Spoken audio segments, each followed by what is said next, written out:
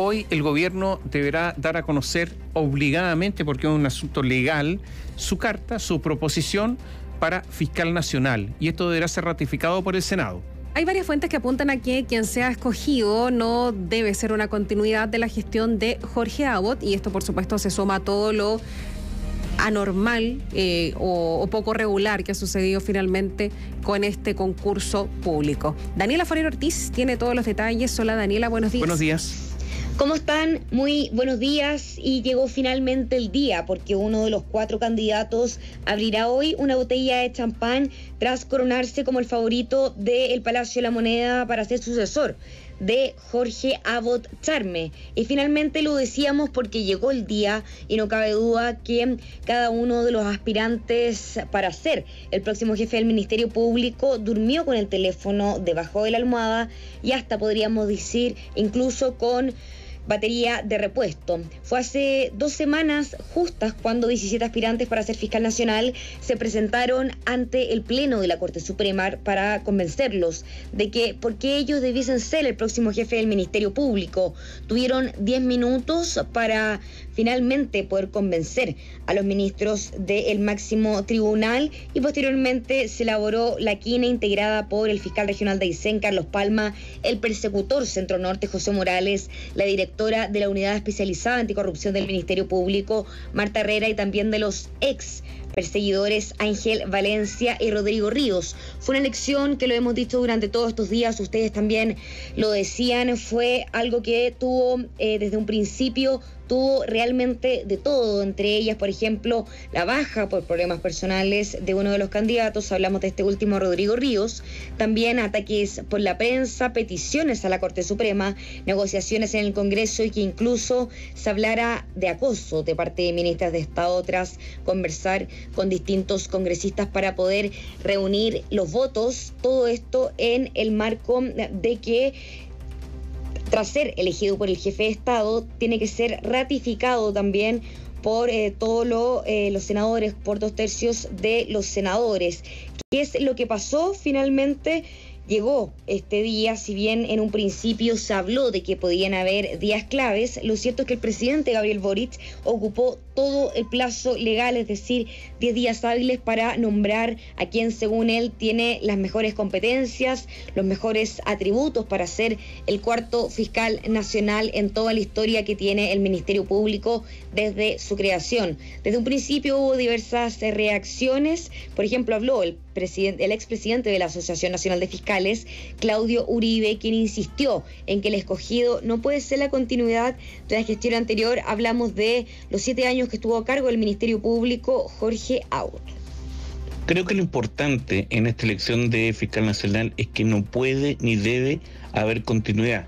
Claramente la administración de Abbott fue una administración deficiente que hundió el prestigio del Ministerio Público, y se hace necesario salir de ahí, buscar aires nuevos, buscar una forma distinta de hacer las cosas de cara a la ciudadanía, con mayor preocupación por las víctimas. Y misma opinión, o más bien similar opinión, tiene el senador de la UDI, Iván Moreira, quien aseguró que los desafíos más relevantes para el próximo fiscal nacional es hacer frente tanto a la delincuencia como también al terrorismo, y también recuperar toda la imagen que tiene la ciudadanía de esta institución. No sea sinónimo de continuidad de una gestión mediocre del señor Abbott. Pero hay más aún. Hay varios parlamentarios en forma transversal que esperamos que el nuevo fiscal nacional, una de las cosas que tiene que hacer es una auditoría 100% de la gestión del señor Abbott, para enfrentar con fuerza el terrorismo, el narcotráfico y la delincuencia. Lo decíamos porque hubo de todo, se sacaron trapitos al sol de cada candidato, también hubo palos, si es que lo pudiésemos llamar así, desde unos medios de comunicación hacia otros. También se evidenció que distintos medios tenían a su candidato preferido, y en vez de informar finalmente hacían una especie de lavado de imagen. Lo decíamos porque se habló muchísimo de distintas estrategias, las que en su gran mayoría hablaban de que el gobierno quería rellenar el cupo que dejó Rodrigo Ríos candidatos, pero la Corte Suprema se desentendió de todo este asunto. Recordemos que eran elegidos en un principio una quina y posteriormente, tras la bajada de Rodrigo Ríos, quedaron 4 los candidatos. Por su parte, el senador de Revolución Democrática, Juan Ignacio Latorre, descartó que el Ejecutivo quisiese imponer un nombre y que ellos solamente tuvieron diálogos con los congresistas para poder escoger, según ellos, al mejor. Pero no es que el gobierno venga con una posición rígida ni a imponer un nombre. Sabemos que el sistema de nominación es compartido, por tanto requiere mucha conversación, mucho diálogo con las distintas bancadas y en ese sentido creo que la actitud de la ministra de Justicia ha sido completamente de apertura, de diálogo y no de imposición. Y justamente hasta hoy, hasta las 23:59 de la noche, de la madrugada, tiene el gobierno para dar a conocer el nombre que, recordemos, en un primer inicio recibe primero este candidato la llamada de parte del Ejecutivo y tras darse a conocer su nombre tiene que ser ratificado por 2/3 del Senado, pero fuentes de la radio aseguraron que esto debiese darse después del comité político que se va a realizar en la Casa de Gobierno, donde se va a dar a conocer entonces de quién cree el gobierno que debe ser el próximo fiscal nacional, Catherine Tomás. A ver, varias cosas. Ríos, el candidato Rodrigo Ríos, dijo que se bajaba. ¿Se bajó formalmente? Formalmente no se ha bajado todavía. Recordemos que él lo dio a conocer a través de la prensa, que por problemas personales aludidos al estado de salud de su hijo, él se bajaba de esta competencia, pero lo cierto es que nunca la oficializó. Por esto mismo la Corte Suprema se defendía diciendo de que todavía él no hacía formal esta renuncia, porque también se hablaba de otro proceso. Hubo también peticiones de distintos candidatos para poder reformular esta quina, ya que encontraban, en palabras simples, bastante injusto el hecho de que solamente fueran 4 los que van finalmente en esta competencia. A ver, es que este es un proceso legal, es un proceso que está normado, todo el procedimiento, normado. Si Ríos hace una declaración, pero no se baja formalmente, basta con un escrito, él es abogado, un simple escrito, bueno, resulta que sigue en carrera, pues. ¿Cómo va la Corte Suprema a reaccionar en un proceso formal absolutamente regulado frente a una declaración? No podía hacerlo. En este caso tiene razón la Corte Suprema. El gobierno lo que pretendía era que la Corte Suprema acogiera unas declaraciones para declarar vacante la postulación de Ríos de manera de rellenar el cupo con algún candidato que le satisfaciera. Eso no ocurrió. Lo de Ríos es impresentable, ¿eh? Que haga declaraciones y después no actúe formalmente. Absolutamente impresentable. Es increíble ese candidato. Yo no sé quién es esa persona que fue elegida por la Corte Suprema como uno de los 5 posibles fiscales nacionales. Absolutamente impresentable.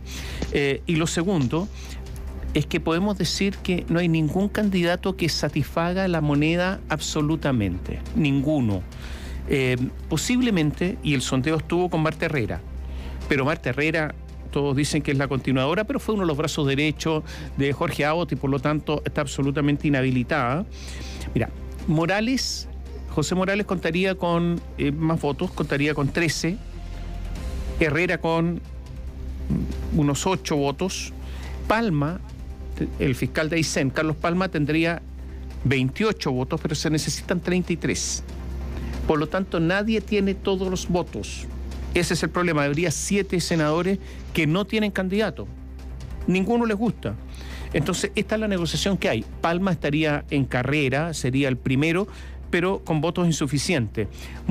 José Morales, estaría sufriendo el veto por parte de senadores del oficialismo porque dicen que podría estar vinculado más hacia la derecha y no les gusta. Al final la política está aquí absolutamente entrometida.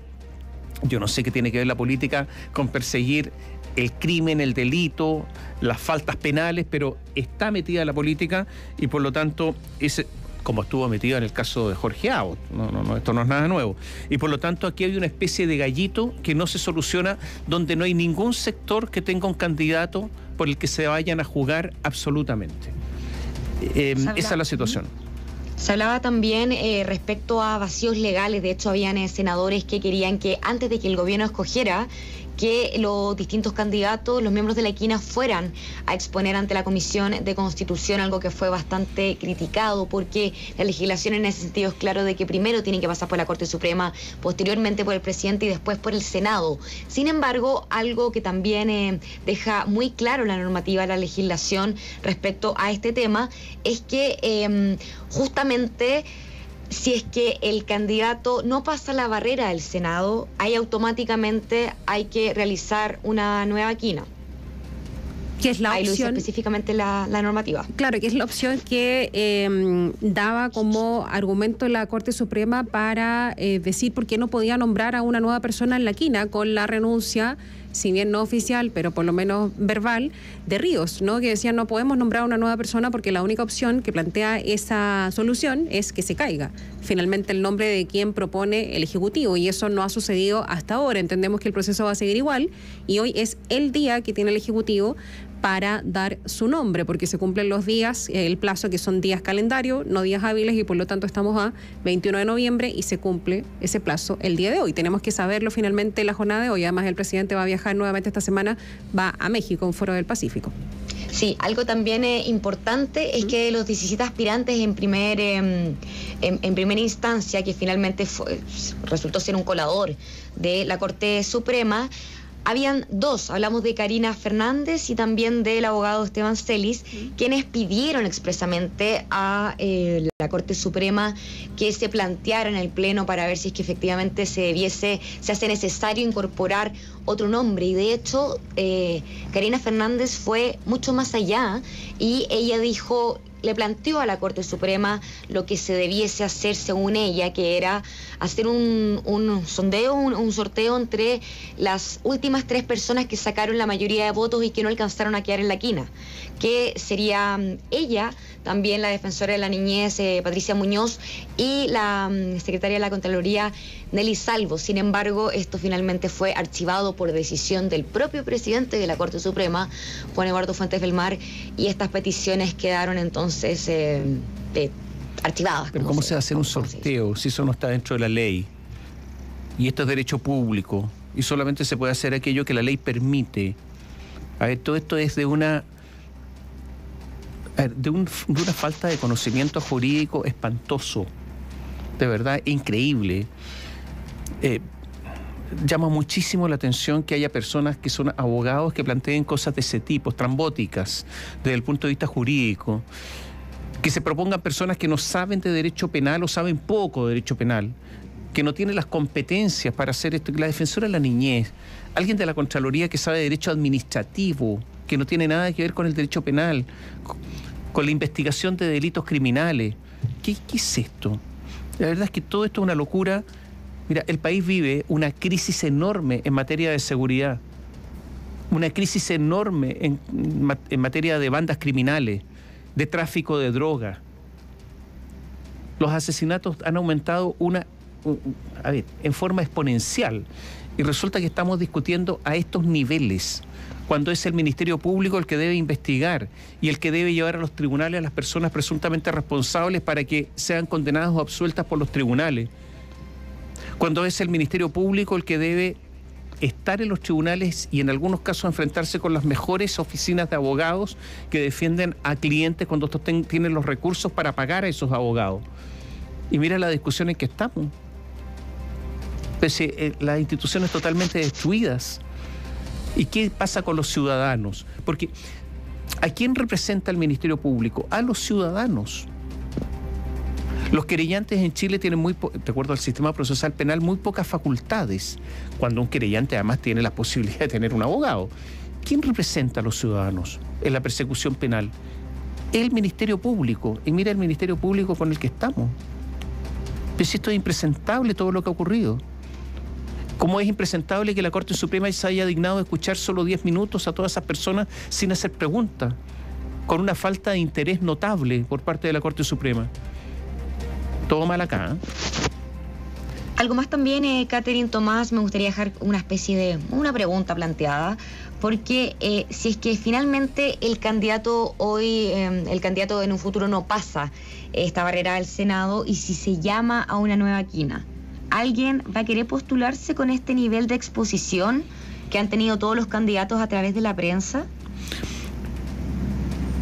A ver, yo hago la siguiente observación ante esa pregunta. En cualquier país, un fiscal tiene exposición. En Estados Unidos los fiscales tienen exposición, mucha. ¿Por qué? Porque son cargos muy, muy expuestos. Por lo tanto, si alguien no quiere esta exposición, que se quede en su casa. Obviamente, pues. Son cargos que son fundamentales para la República. ¿Cómo no van a tener exposición? No, yo creo que, como muchos cargos públicos en el mundo privado y en el mundo público, están sujetos al escrutinio público. Y eso es normal. Lo raro sería que nadie los mirara. Pero esperemos a ver qué es lo que ocurre y cuál es la proposición del presidente Gabriel Boric. Que tiene que salir hoy, reiteremos, que ahora, tiene que ser sí o sí el día de hoy, sí, claro, por el asunto de los plazos. Sí. Gracias Daniela. Sí, líneas abiertas, entonces cuando tengamos novedades, y les aprovecho también de contar que continúan estas apuestas entre abogados